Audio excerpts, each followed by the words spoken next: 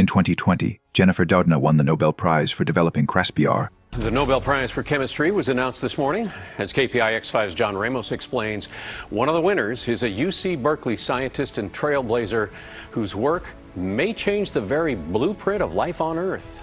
Genetic scissors that let humans edit DNA with unprecedented precision. 4 years later, it wasn't her discovery celebrated on prestigious stages. It was AlphaFold, an artificial intelligence that predicted protein structures in hours instead of years. The scientific community wasn't celebrating biology anymore. They were celebrating the machine that understood biology better than biologists did. This is the moment everything changed.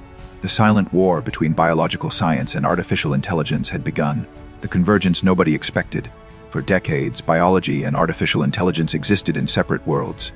Biologists sequenced genomes, ran experiments, made discoveries at a pace limited by human hands and human patience.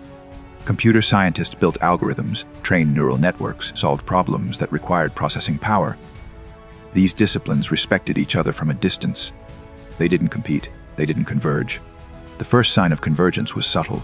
In 2018, DeepMind's AlphaFold competed in a protein structure prediction challenge called Casp13.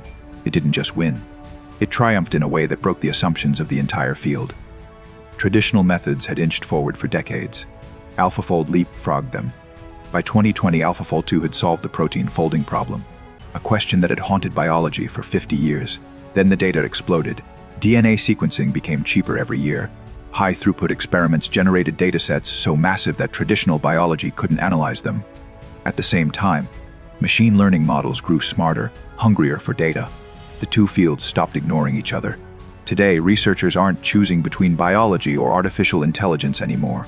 They're using AI to accelerate biological discovery. They're using biological systems to train and improve AI. AlphaFold calculated protein structures for 214 million genes in less than a year, a task that once cost billions of dollars and consumed decades of laboratory work.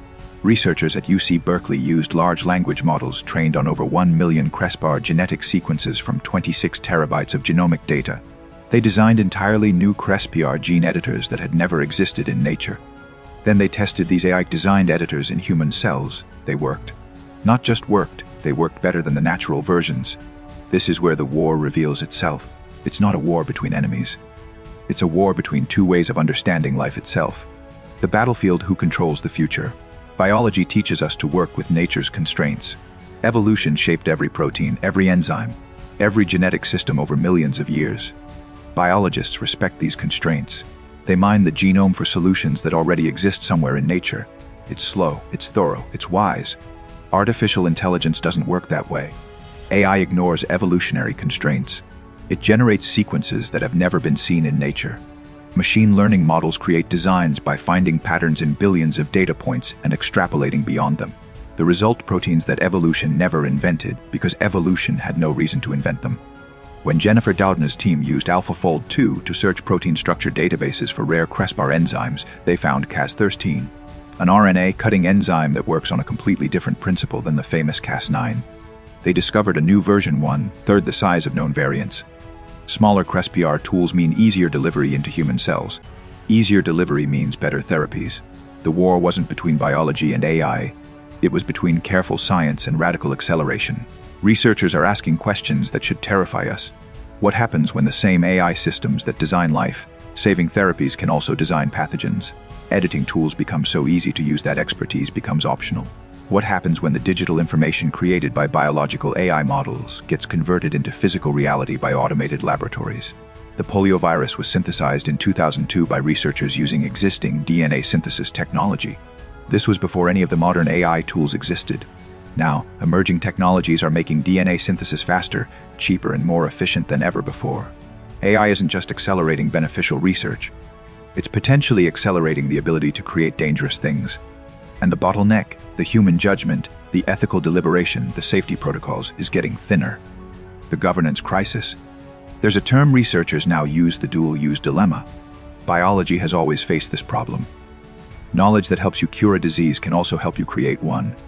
Experiments that advance human health can advance human harm. It's manageable when the tools are expensive and require expertise. It becomes unmanageable when the tools are everywhere. The challenge grew exponentially with AI's arrival. Before these language models, creating dangerous pathogens required deep scientific expertise. specialized equipment, and access to restricted biological materials. The barriers were real, they worked. A 2023 analysis found that DNA synthesis remained somewhat hindered by slow and error-prone methods, particularly for longer sequences. Less than 2 years later, AI-enabled technologies transformed this landscape entirely. DNA synthesis speeds increased dramatically, costs collapsed, the expertise threshold dropped like a stone. Consider the practical implications. Autonomous AI agents optimized for scientific discovery can soon become commonplace in life sciences research. They bring vast efficiencies and cost savings.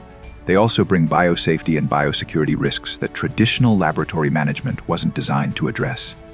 An AI system could autonomously generate hundreds of pathogenic designs, test them in simulation, optimize them based on transmissibility predictions, and provide detailed synthesis instructions, all without human intervention.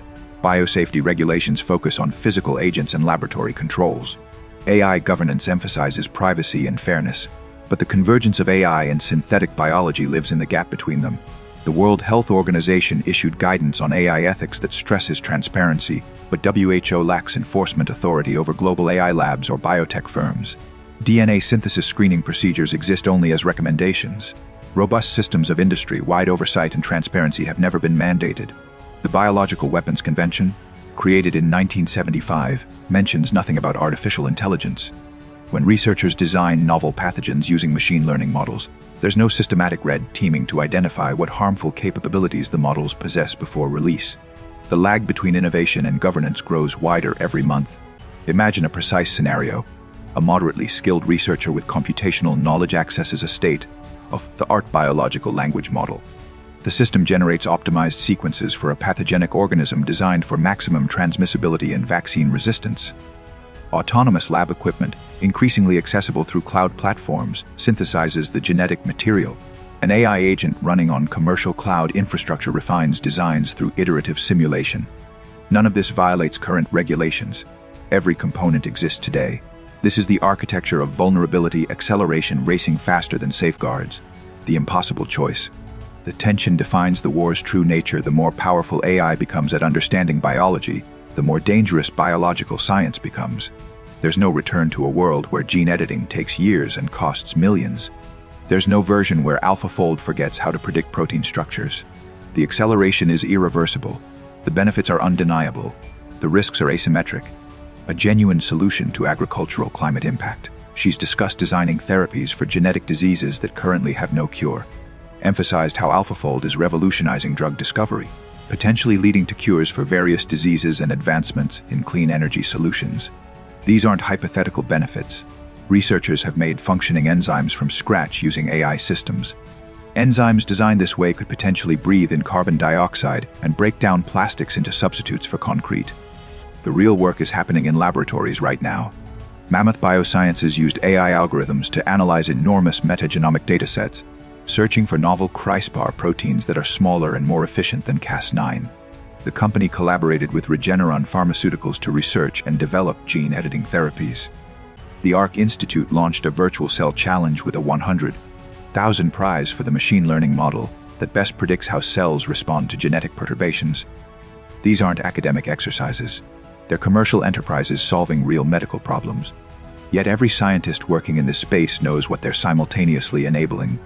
The same machine learning systems that optimize therapeutic proteins can optimize pathogenic ones. The same databases that store beneficial genetic information store dangerous sequences. The same cloud laboratories that accelerate cancer research accelerate bioweapon design. The convergence doesn't discriminate between beneficial and harmful applications. Geopolitical concerns are intensifying this dilemma. Within the U.S. national security community, there's growing concern that adversarial nations will employ AI to generate targeted virulent pathogens not found in nature. The democratization of biotechnology means individuals and private groups increasingly have access to sophisticated tools for genome editing. This diffusion accelerates innovation. It also lowers barriers to entry for mass casualty terrorism by making it easier for non-state actors to engineer dangerous biological agents. The scientific community remains divided. Some researchers argue that tacit knowledge and wet bench complexity still protect us. You can't simply read a genetic sequence and construct a pandemic. The practical barriers matter. Others argue that AI is collapsing the gap between theory and execution faster than safeguards can adapt. They point to how machine learning models now direct robots to perform laboratory tasks, how autonomous systems monitor and refine experiments in real time, how the digital to physical divide grows smaller every month. The war continues in silence because science refuses to choose a side. Researchers acknowledge the risks and proceed. Funding agencies invest in capability and hope. Policymakers write guidance that has no teeth.